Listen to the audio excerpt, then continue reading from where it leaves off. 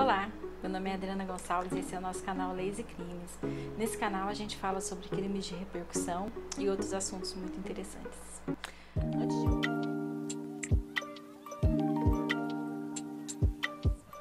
Antes de começar o tema de hoje, queria pedir para todo mundo se inscrever e deixar seu like. Nos seguir também nas nossas redes sociais que estão aparecendo aí, que é muito importante pra gente. Deixa um comentário, qualquer coisa aí que é bem importante, tá bom? Hoje a gente vai falar de um caso que teve bastante repercussão na época, né? Que foi foi no ano de 2003, o caso da Liana Finderberg e do Felipe Café.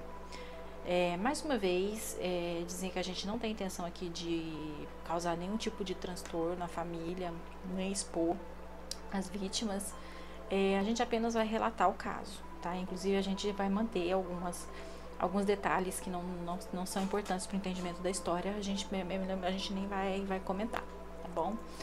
É meio que resumido, é um caso também bem complexo, não dá para falar tudo, mas eu vou falar o mais importante. Eu acho que todo mundo deve se lembrar desse caso. É um caso que ocorreu em 2003 com um casal de namorados, Liana Finderberg e Felipe Café. O caso aconteceu na cidade de Embu Guaçu, em São Paulo. O casal foi morto pelo menor de idade que ficou muito conhecido na época, que é o Champinha, que inclusive a gente vai até fazer um vídeo dele depois quando a gente for falar sobre serial killers. Na verdade ele não chegou a ser um serial killer, mas é um psicopata dos piores, né? Felipe Silva Café nasceu em São Paulo mesmo, em 1 de 7 de 84, numa família de classe média, e morreu com 19 anos.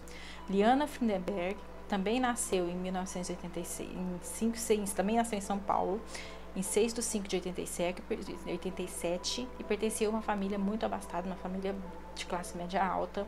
O pai dela é advogado, que é o Ari Finderberg, que depois do ocorrido ele virou vereador, se eu não me engano, alguma coisa assim. E o casal de namorados saiu escondido do pai e dos pais de ambos, né? A Liana falou pro pai que ia para uma excursão com os amigos da igreja, e coisa que era normal dela fazer, ele nem desconfiou. E o Felipe Café também saiu e não falou para a família bem exatamente onde que eles iriam. Então eles passaram a madrugada no vão do MASP em São Paulo. Depois eles pegaram um ônibus e foram para Iguaçu durante a madrugada. Desceram e pegaram um outro transporte até chegar numa estrada de chão que levaria a um sítio onde eles iriam acampar. O sítio se chamava...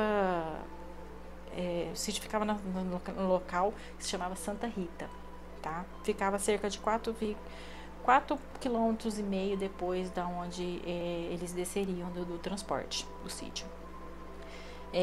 Os criminosos Champinha e Pernambuco viram o casal passando e pensaram em praticar um assalto contra eles, porque viram que era um casal diferente, um casal bem apessoado, ela muito bonita, uma moça que dava para você ver de longe que era uma moça de classe boa, enfim. Isso gerou uma certa cobiça por parte deles, dos criminosos, né? O casal foi abordado na parte da tarde. No entanto, perceberam que o casal não havia levado dinheiro, bagunçaram muito a barraca deles, rasgaram a barraca deles por fora, perceberam que eles não tinham dinheiro e acabaram levando o casal para o sítio do Pernambuco. Liana, ela foi violentada várias vezes por todos os criminosos. Aí no caso era o Antônio Matias, o Aguinaldo Pires, o Pernambuco e o Champinha, tá, que estavam envolvidos no caso. E o pai buscou muito pela filha desde quando ele descobriu a mentira, ele buscou pela filha o tempo todo. E no dia seguinte ao sequestro, eles já mataram o Felipe Café com tiro na nuca. E Pernambuco foi embora, ele que cometeu o crime contra o Felipe, e fugiu, né? Foi para o Nordeste para se esconder. E o Champinha ficou em posse de Liana. E inclusive, além de violentar ela, ele ainda chamava os amigos para fazerem o mesmo. E aí, com a proximidade da polícia, conforme as investigações foram avançando, o pai da Liana ficou muito em cima e também ajudou a buscar. Quando eles encontraram a barraca, encontraram as coisas deles, o pai começou a pressionar muito a polícia começou a pressionar muito. Conforme o Champinha viu que a polícia estava chegando, ele acabou decidindo também por matar a Eliana no dia 3. Os 2 corpos foram encontrados no dia 10. Tá? O Champinha ficou com a Eliana, então, 4 dias depois que o Felipe tinha sido morto. Ele andava com ela como se ela fosse namorada dele, levava ela para os lugares e ela ficou totalmente apática, provavelmente em estado de choque. Ela não falava nada, ela não pedia por socorro, ela ficou...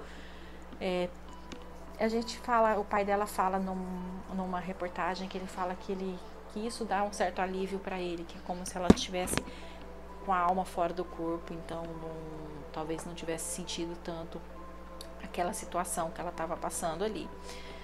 Os criminosos foram pegos pouco tempo depois, né? E foram julgados e condenados, tá? Antônio Caetano da Silva foi condenado a 124 anos. Aguinaldo Pires, a 47 anos. Antônio Matias Barros, a 6 anos. E em novembro, Pernambuco foi preso e foi condenado a 110 anos. O Champinha, que era menor na época, só poderia cumprir 3 anos de medidas socioeducativas na Fundação Casa, o que gerou muita revolta por parte, principalmente dos familiares e por toda a sociedade, né? Pelo que ele tinha feito, ele ia ficar só 3 anos em medidas socioeducativas e depois sairia. Gerou uma nova discussão sobre a menoridade penal, que sempre quando acontece esses tipos de crimes, vem essa discussão, vem à tona a discussão sobre a menoridade penal, o aumento da maioridade penal, enfim. Mas o Champinha continua preso por conta de uma coisa civil. Ele não está preso criminalmente, ele está preso porque conseguiram para ele uma interdição civil, conseguiram uma comprovação de médicos de que ele não tem condições psicológicas de estar em sociedade. Então ele está preso num manicômio jurídico e provavelmente vai ficar lá o resto da vida.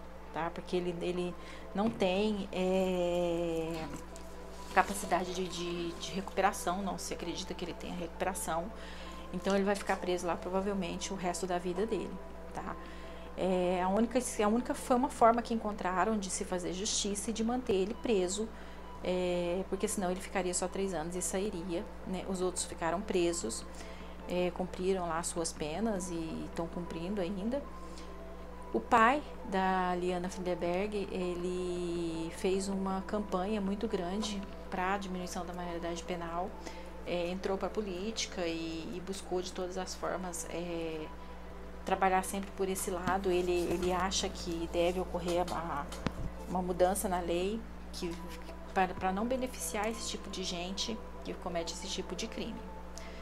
Foi um crime muito triste, foi um crime que chocou toda a sociedade na época, no ano de 2003, porque eram 2 jovens que haviam mentido para os pais, né, uma coisa muito pesada também, que acabaram tendo as vidas ceifadas por um psicopata, um maluco, que não tinha a menor condição de estar solto. Ele já tinha sido envolvido em outros crimes, inclusive, já tinha sido envolvido em outras coisas. E o pessoal da região dele ali já até conhecia ele já de outros acontecimentos, tá? Esse é o nosso caso de hoje, espero que vocês tenham gostado. Contem aí nos comentários se vocês já conheciam o caso, eu creio que todo mundo já conhecia. Se não conhecia, conte o que você achou.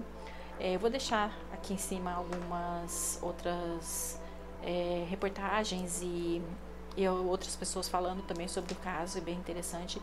Tem uma reportagem da Operação Policial, onde tem uma reportagem completa sobre o acontecido, é bem interessante, inclusive com o perfil psicológico do Champinha, que é muito interessante. Espero que vocês tenham gostado e até o próximo vídeo.